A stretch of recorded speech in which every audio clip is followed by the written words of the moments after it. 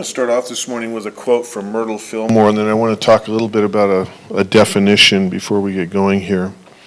Myrtle Fillmore, who was the co-founder of Unity, she said in one of her healing letters, "After all, it is not the physical and mental relief that means the most to people. And we are not so much concerned with the results as we are with the growth in consciousness that will make those results abiding." And the last word in that quote is the one that I'm really interested in, the word abiding. And I went to the dictionary, and the word abiding means to endure, to remain, to last. And if I bring it back to what I quoted from Ernest Holmes this morning, he said in the quote I read, "To trust in the law of good." To trust in the law of good. I'm a collector of stories, and I like to tell stories. And I'm going to start off this morning with a story with the barest of facts. I mean, absolutely not a whole lot to go on. I want to talk about a person who I don't know their name, I don't even know their gender, and I'm not even completely clear which century they lived in. It was either the 18th or 19th century, who lived in Zurich, Switzerland. And this person decided to dedicate their life to teaching the deaf. And that's all I know. And I look at that, and I am moved by that. I'm moved by the fact, anyone who wants to dedicate their life to help others, to reach out to others. But it brings me to a question, and that is why. Why would someone dedicate themselves to a mission like that in life? And I'm not being cynical about that, because what I know is that very often what we dedicate our lives to is something that has meaning to us at some level. Most people are that way. And I know I come from a background of working in the social work area. I worked in juvenile corrections and stuff, and everyone I ever met in that arena, whether it was juvenile corrections or welfare or the unemployment office or wherever, generally, when you talk to someone, there was some sort of a deep calling to come into that place. And what I know about calling is that what it represents is a healing. Okay. So let's go back to our friend in Zurich, Switzerland, who I have no idea who they are. Not even sure which century they lived in. But I know that they were on the forefront of teaching deaf people to communicate and to be in the world. Now let's move forward into the latter part of the 19th century, and there was a woman that some of you probably may have heard of, Anne Sullivan. And she turned out to be a companion to Helen Keller. Thank you. I've spent all week with Helen Keller, and I just forgot her name. Anne Sullivan became a lifelong companion to Helen Keller. And so Anne Sullivan was very much influenced by this anonymous person who I don't know who they are. And I researched, I tried, I went on the internet, I was looking, and I could not come down with a name or anything. Okay. So Anne Sullivan comes forward to work with someone like Helen Keller. And so again, we ask the question, why? And within Anne Sullivan was this deep, abiding kind of calling, a place to step into some place in healing. And that place took her to meet a young woman, a young girl by the name of Helen Keller, who when she was 19 months old was afflicted with some sort of a disease. In fact, doctors are still not even sure what it was, that rendered her deaf and blind. Helen Keller was born in 1880. And so somewhere along the line, Anne Sullivan was called upon to work with this young woman, to try and bring life into her world. Now, what I know about Helen Keller, and we all know this, and especially those of us who are parents, but anyone knows this, that if you have a child who is afflicted with something like this, the thing that you want more than anything is you want a healing. And what do you want that healing to look like? Well, you want that healing to be sight. You want it to be hearing. And I'm sure that that's where her family wanted to be. But in the meantime, there was something else going on. There was a woman named Anne Sullivan who showed up. Now this is where the story gets interesting. Helen Keller was a descendant of the person in Switzerland.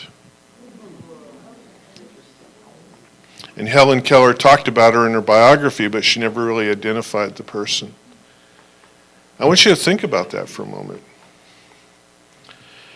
I want you to think about the idea of a person in Switzerland in either the 18th or 19th century who is so drawn to something, we don't know why, looking for a healing, so that decades later a healing would take place.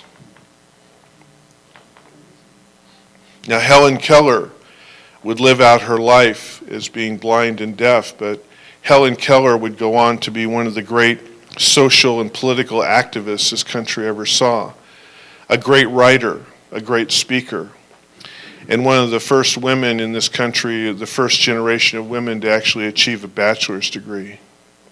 Helen Keller, she ran around with people, the highest and best and brightest of her generation.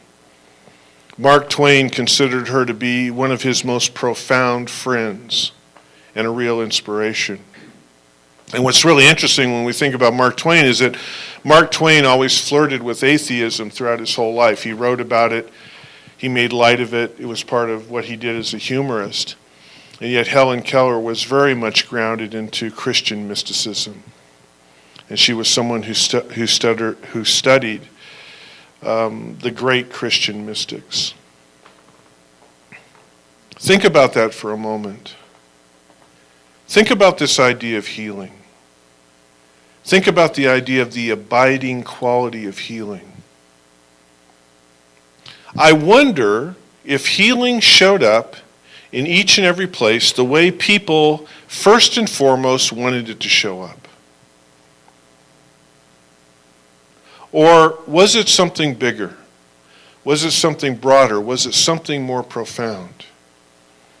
How many healings did Helen Keller bring forward because she was deaf and blind? How many healings did Anne Sullivan bring forward because she worked with people who are deaf and blind? And how many healings did that person in Zurich, Switzerland, how many healings were they part of because of what they did? The abiding quality. Today we're talking about the principle of healing, and the principle of healing is this place where we recognize that there is an abiding quality to healing. That healing has a depth and a breadth and a horizon that we can't even imagine. Ernest Holmes, in what I read this morning, you can tell by what he said, he says we have to live in this idea of the all good. That no matter what we're involved in, no matter what it may look like on the physical plane, there is a deeper and richer experience. What Ernest Holmes is basically saying is to have a faith in that experience, regardless of what it may look like. That healing has to move beyond the pale of judgment. I have no idea what the person in Zurich saw in their lifetime. And I have no idea about the feelings of the parents of Helen Keller in terms of what they saw in their lifetime. But I do know that there is a connection between each and every one of them that stepped into a broader context. I saw an interview of a woman by the name of Pearl Means. And she's the wife of Russell Means, who just left this world, made his transition just sometime within the last 2 years. And Russell Means, just for some context, was one of the founders of the American Indian movement. He was someone who was very much in the wounded knee situation. And Russell Means, during his lifetime, started out being born into the Native American community, spent a lot of time on reservations, was around a lot of alcoholism, a lot of abuse. He saw some of the government abuses of our country. And Russell Means, during his lifetime, traveled among some of the greatest dignitaries the world's ever seen. He hung out with Nobel Peace Prize winners, and he testified before Congress. And he led the movements at Wounded Knee and Alcatraz and those kinds of things. And I'm saying this because I want to put it into a broader context a little bit later. But right now I want to talk about Pearl Means, his wife. I saw her interviewed, and she said, back around the turn of the century, and Pearl Means is Lakota, and which is the what we call now the Midwest. It was called the Upper Plains in times of antiquity. She grew up in the Dakotas. And she said, back around the turn of the century, between the 19th and 20th century, a bunch of anthropologists came to look at the Lakota and to study them and to catalog them and to talk about them and to be able to define them. And she said they came to the conclusion that we were a patriarchal society. In fact, women were so subject to the men that when children were born, the men completely turned all the work over to the women, even to the point of not being at all involved in the raising of the young boys until a certain age. In other words, they left all the hard work to the women. And they were an example of a truly patriarchal culture. And Pearl Means in this interview said, once my people began to get involved in education themselves and they read these things, they let those anthropologists know they got it all completely wrong. Because they didn't take something into consideration, and that was a spiritual aspect of what was going on in the tribe. She said, this is the deal. Actually, we are a matriarchal society. And she said, the reason that we do not allow the men to have the boys is because we raise the boys for a few years as women. We raise them in the company of their sisters, their mothers, their aunties, their grandmothers. We put them in an entirely feminine atmosphere for a number of years. And the reason we do that is because we know that the feminine energy is an abiding way of being in the world. The feminine energy looks at the long view. When a woman gives birth, she knows that instead of a process being over, it has just begun. It's begun for a lifetime. And that the feminine way of healing is different than the masculine way of healing, the masculine energy. And this isn't anything against being masculine or the masculine energy. It's the idea that the masculine deals with the here and now. We have to go from A to Z. We have to paint the walls. We have to build the building. We have to plant the garden. We have to go protect ourselves. We have to go on the buffalo hunt. We have to do these things right now. And she said women and the feminine energy takes a longer view. It's a view of nurturing. It's a view of a long-term commitment. It's a view that on the end of any given day, nothing is truly resolved. When I was watching this interview, I thought about that famous Michelangelo statue. Some art critics say it's the most important statue in the world, the most beautiful statue, where it's supposed to be Mary holding the body of Jesus after he had been crucified. And one of the things that I find so beautiful about that statue is the idea that Mary was all in. Mary was all in. From the time Jesus was born until this day. Who was present? Mary. Who was present? The feminine energy. And so what Pearl Means says, before we turn the boys over to their dads, we make sure that they understand that. We put them in the culture of the feminine to understand that everything is about the long distance, the long view, the abiding view. She said the feminine never abandons, just like Mary with Jesus. Just like Anne Sullivan with Helen Keller. Just like the relative in Zurich who said, I'm all in. I'm all in to whatever this healing takes.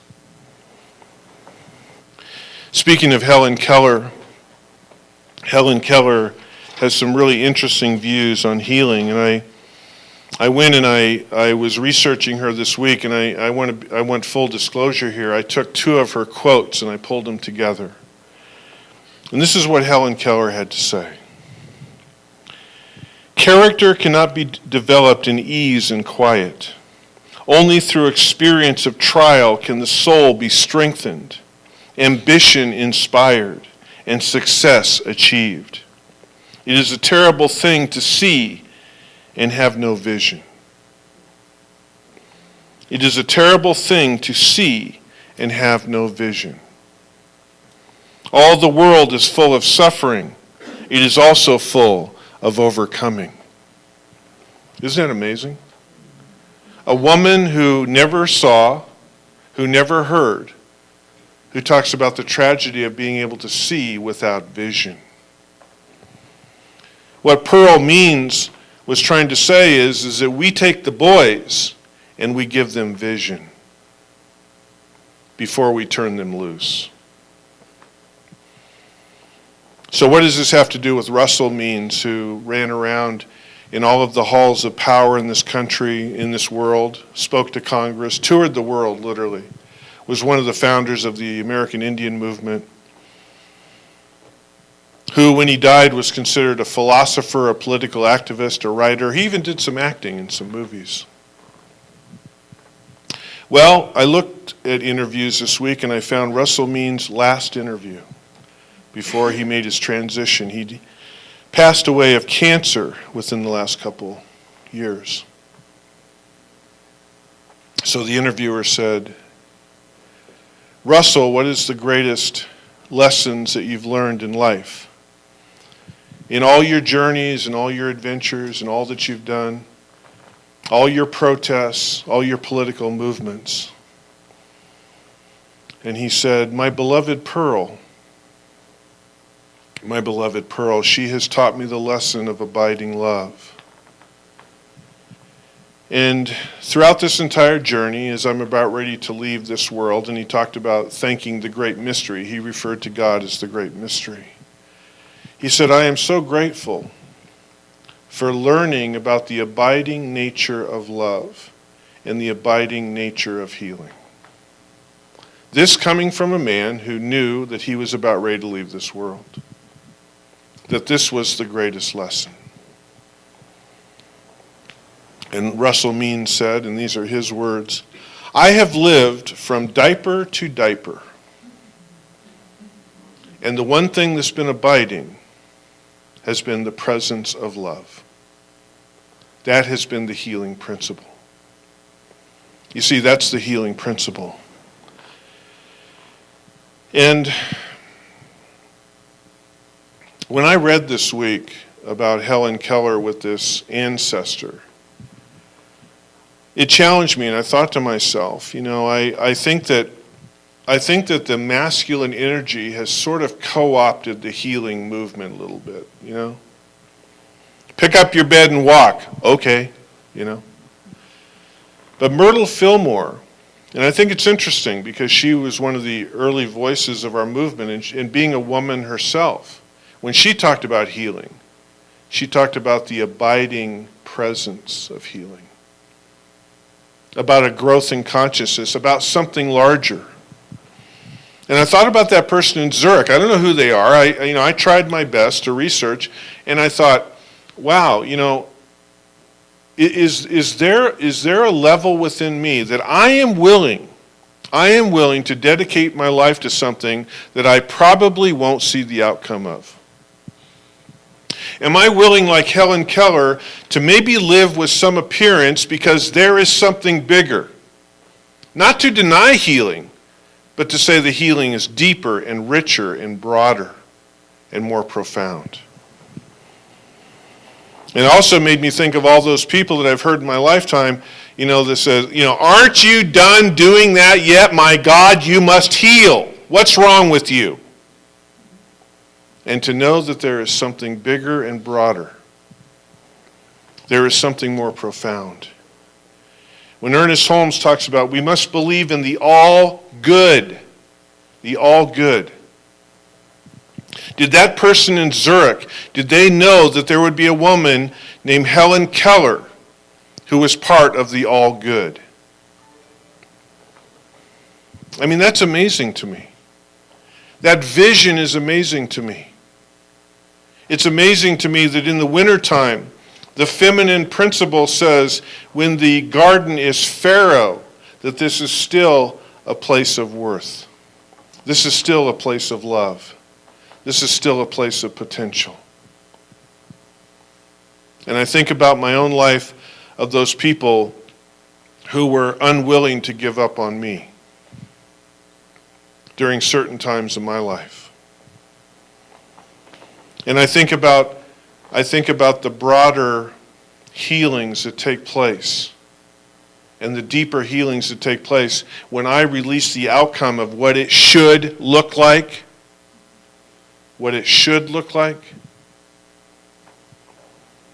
and I step into a place of a deeper and broader way of just simply experiencing it.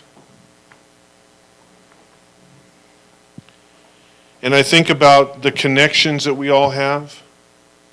If we look at our ancestral chains, if we look at our cultural chains, if we look at our religious chains, what is the link that we represent in all of that?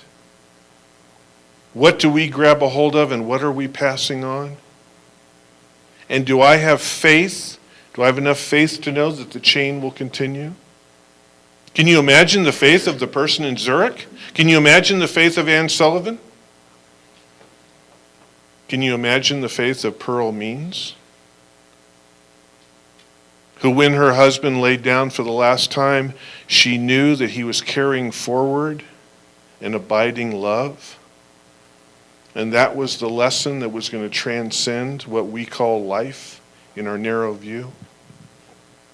Because, see, when we look at healing this way, we are called upon to look at life in a very different way.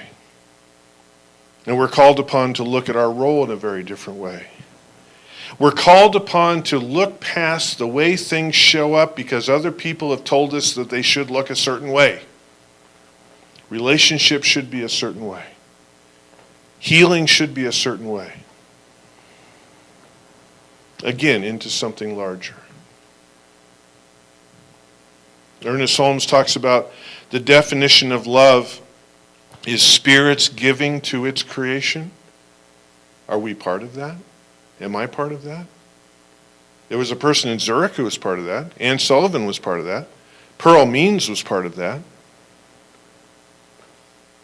Can I simply stand in this place and say, I am part of the givingness of Spirit to its creation through me, and not worry about what it looks like?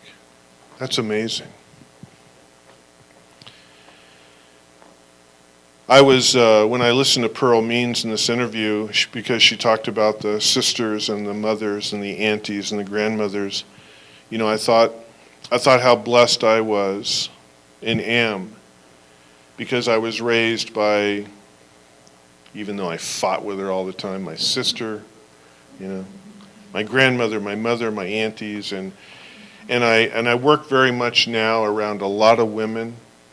And this isn't to say that, you know, as gender specific as we are, that we can't embody these things. In fact, that's what Russell Means was saying. You know, he said, the women of my people have given me this gift, and it becomes a part of me. Because ultimately, Russell Means was involved in things that outlasted his lifetime. The givingness of Spirit. I'm going to ask you, I earlier on, before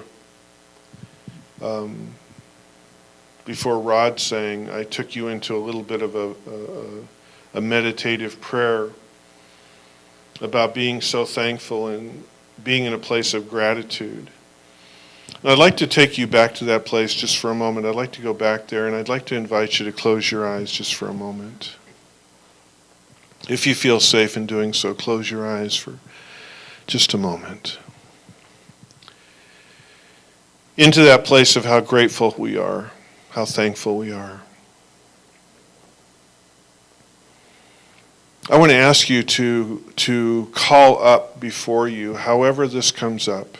Doesn't matter, however this comes up. I want you to call up before you the embodiment of the feminine divine energy, the goddess, Kuan Yin or Mary, or maybe it's a beloved mother or aunt or grandmother, or maybe a woman in your life who was very special. I would invite you to call her forward for just a moment. And live in that abiding presence that she was. That presence of love. That presence of healing. That presence of being all in.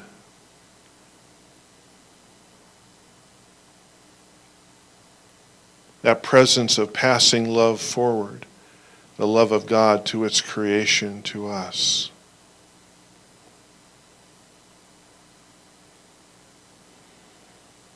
That presence of non-attachment to what healing has to look like because of somebody else, but what it feels like. I would invite you to feel her presence, experience her beauty. Experience her principle of healing.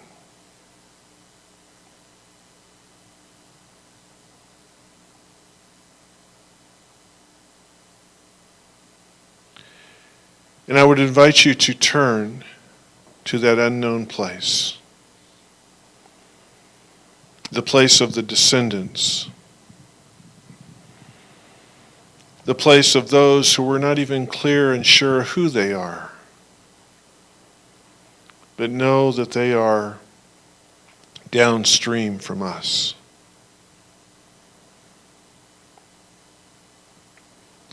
And let us today send them the abiding presence of love, of healing. Dedicating ourselves to step into that place, to simply embody that place. To simply be willing to show up however we are and say, I love you. I'm here for you. And I release any attachment I have to what healing has to look like. I am simply all in. I am simply all in. I'm here for you. I'm here for you.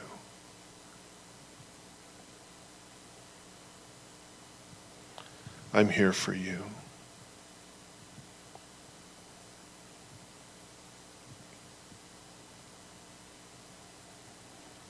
And so it is. All right. Thank you very much.